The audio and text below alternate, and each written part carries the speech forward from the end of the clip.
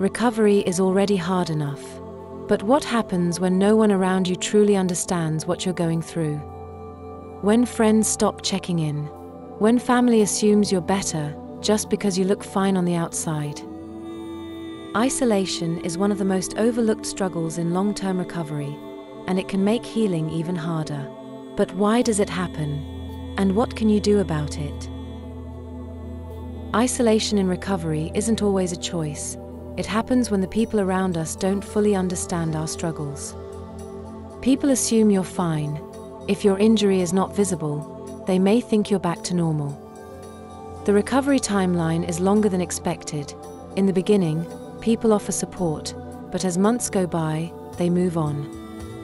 You avoid social situations. Sometimes, pain or exhaustion makes it easier to withdraw than explain. Guilt and shame take over. Feeling like a burden can make you hesitate to reach out. When people stop checking in or fail to understand what you're going through, it can lead to feelings of resentment, loneliness, and even depression.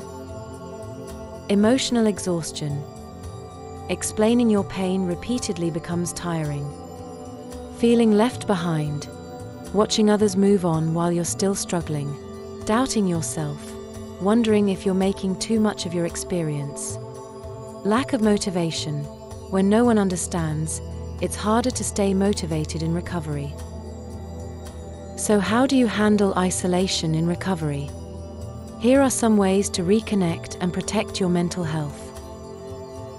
Find your community, support groups, online forums, or others who truly understand. Educate those around you. Not everyone knows what recovery feels like. Share what you're going through in small ways. Initiate connection. Instead of waiting for others to check in, take small steps to reach out. Set boundaries.